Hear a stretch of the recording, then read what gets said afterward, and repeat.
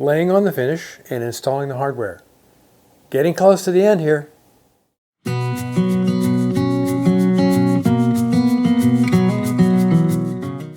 So I'm getting ready to spray, and I'm spraying the Bullseye Shellac Amber. So I've got some in the sprayer already. I'll put more in a little later when I go out to spray. So what I'm using is this spray gun I got to do the cabinets in the kitchen.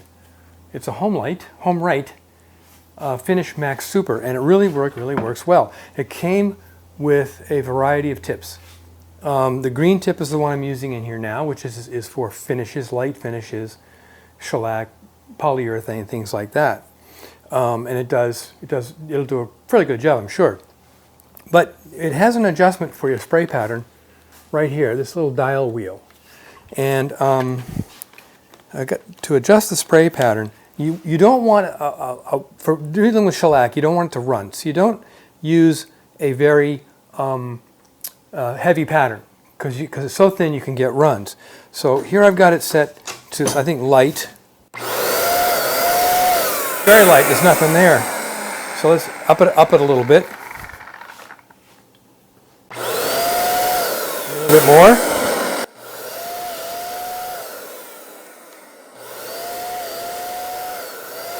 We're just starting to get some shellac down here, but I want to go up a little further.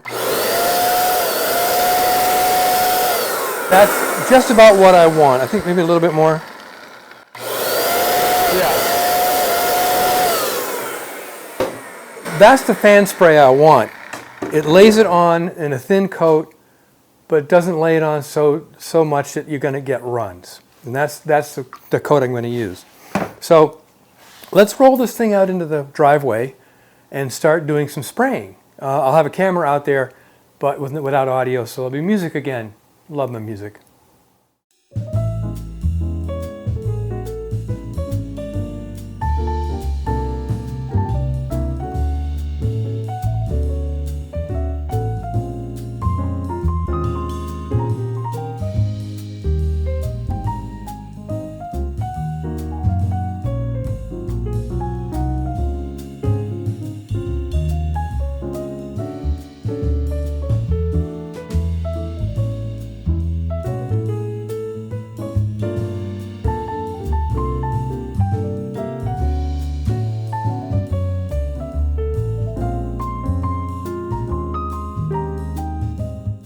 So shooting outside is very different from shooting inside. I had to adjust the camera to try and get this effect. I mean, it's washed out in the back, I understand that. But let's do some spraying. So get the bottom first.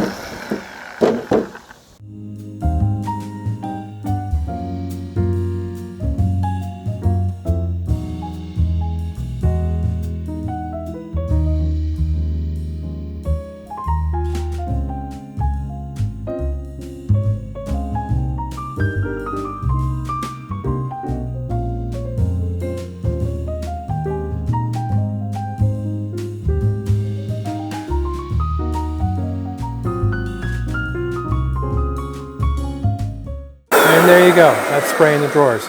You can see the dramatic difference in the finish once the finish is on.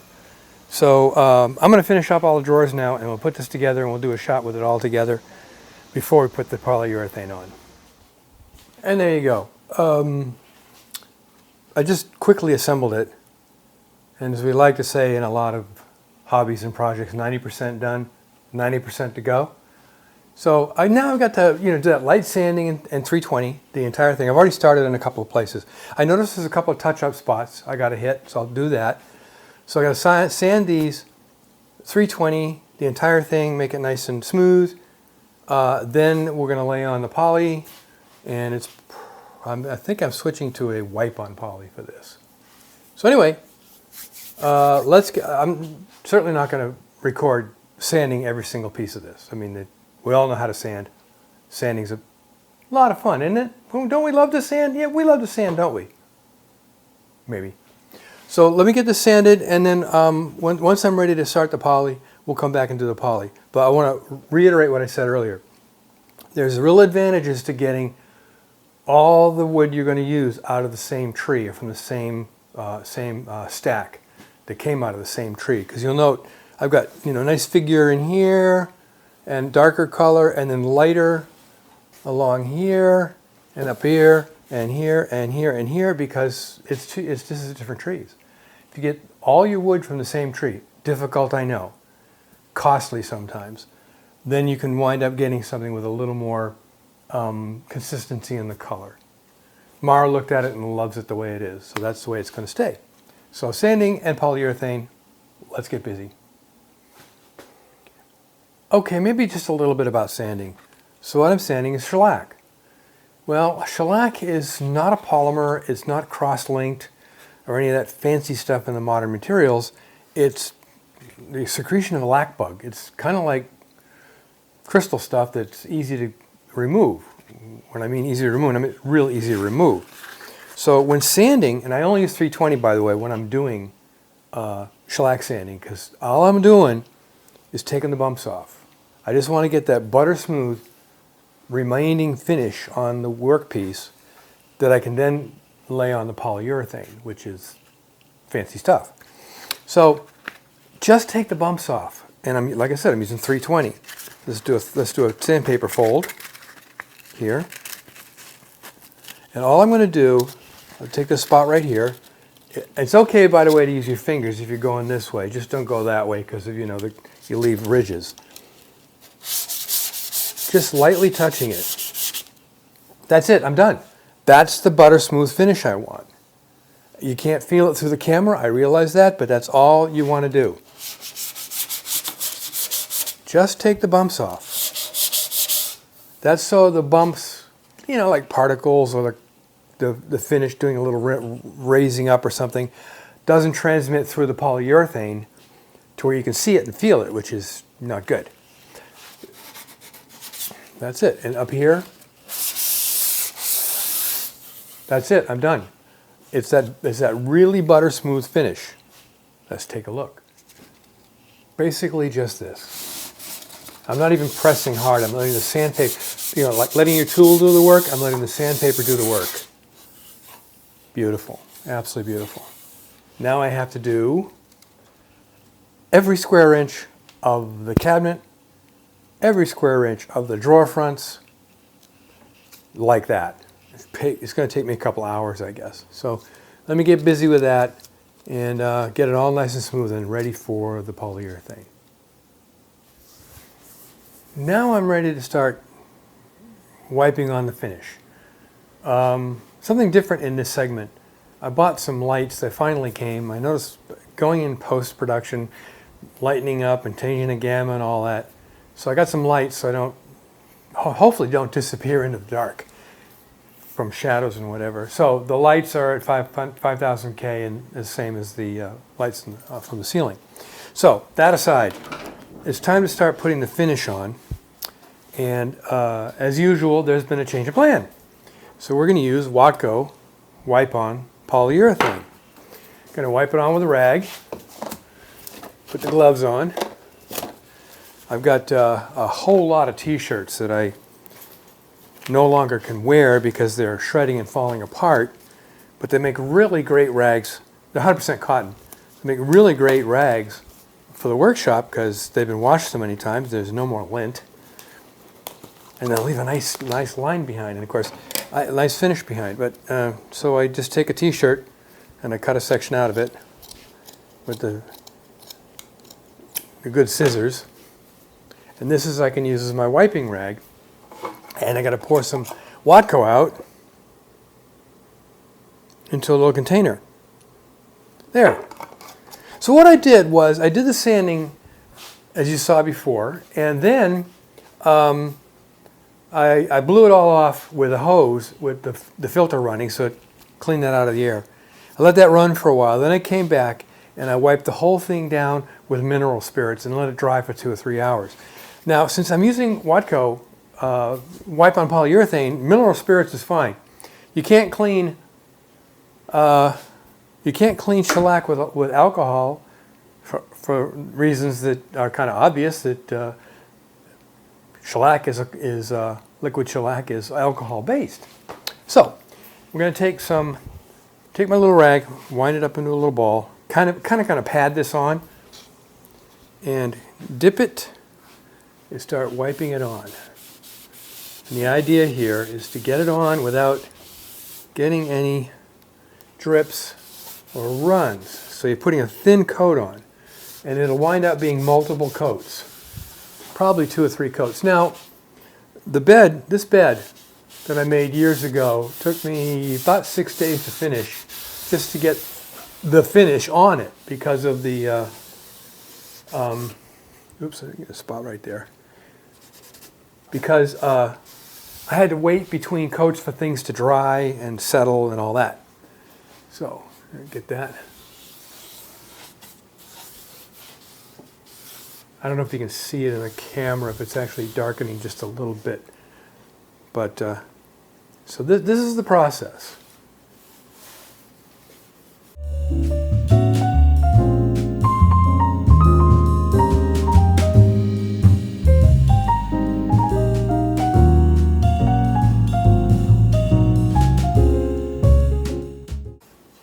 Okay, that's basically it for the front, the top front anyway. I'm looking to make sure I've got no runs, no drips, no errors. That looks pretty good. I got to get down there and get the bottom one, but I'll do that in a minute. I'm going to come over here and start doing the side. And this is the real tedious part, as you say, because there's a lot of surface area. It's going to take a while. All right, so that's basically it. So I will now retire to get putting this finish on, and then we'll come back and my phone's ringing for someone's at the front door. We'll come back and show you the finished product with the finish on it. It's going to take 2 or 3 days, 2 days, maybe 3 days to do this.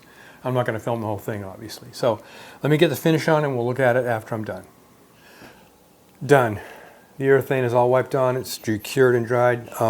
The coats that I want. And before I give you the shot of it with the drawers in place, I'm going to put the hardware on. You saw in the little midweek video I dropped how I drilled the holes for all the hardware in the drawers.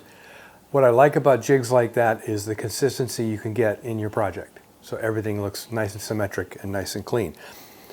Step number 1, I highly recommend that you get one of these bin things from Home Depot or Harbor Freight and put all the hardware for your project in that bin, so it's right there where you can get a hold of it. Now I'm going to put the pulls on just one of the little drawers, and then I'll proceed with the rest and put it together. And the reason is because the escutcheon, I want to show you this, the escutcheon has 2 tiny under 16th inch holes to nail it in place once you've got the thing put together. And that's great, but the downside is I'm nailing into hardwood and I've got brass screws.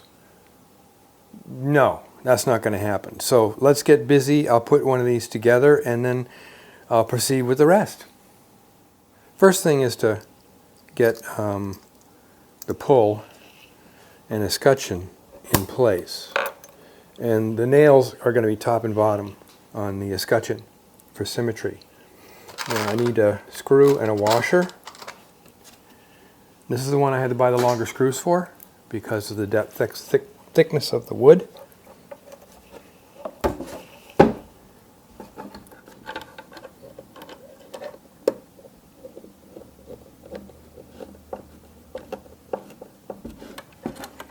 So that's got the escutcheon hanging very nicely. I've got more than 3 threads. And I can turn it just a little bit to get it aligned. And now what I want to do with this, I want to chuck it up in the vise so I can use both hands for guiding everything. And I want to make sure that the escutcheon is lined up correctly. And that you can do that by eye, easily. And I got a tiny itty bitty drill bit to drill the holes.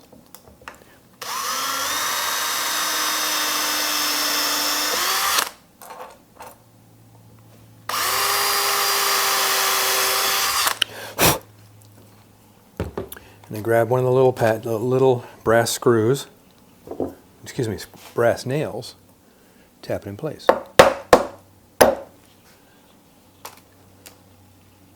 Oops.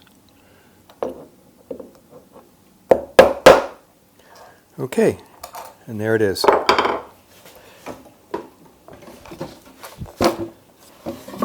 Bring it up into camera. Yeah, I've got one of those new lights on in the background there, but there it is.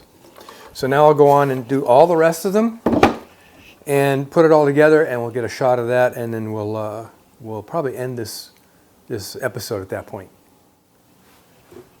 For the main large drawers, due to the thickness of the wood I have here, because this is overlay on top of this instead of being dovetailed together, I had to counterbore the back because the screws wouldn't come all the way out, which is not a big deal. And these are specialty screws. You just can't buy replacements anywhere. So that's one of the little things I had to do. That was fun doing that with a Forstner bit inside a drawer. Voila. Almost done. So all the hardware's in place, except I was missing, we did not get one of these ball screws for a bail. So that's fastened down here with a regular A32 screw until that part comes in. But yeah, it's all good to go. I did not hang the doors again. I'll show you in a minute why. But brass and cherry. So the last thing I have to do to this is build the shelves and paint the inside of this part of the cabinet and then put the back on. So let's take a look at that. So I can take these off pretty easily, I think, because they're not screwed in place. There we go. So what needs to happen now is I need to build the shelves, which is one sheet of plywood, and I need to paint this interior and put the beadboard in the back and paint that. And this is the color. The inside's going to be painted as pale blue. It matches some other pieces we have around. Take a closer look at that. Isn't that nice? So that's the last step. I got to go buy some plywood, cut those up, put some web on them. I'll show you what I mean when I do that. Paint everything and take it upstairs. And with that, end of this episode. Next episode we'll be doing all this stuff in here with the paint and stuff. So, until next time, make great things out of wood.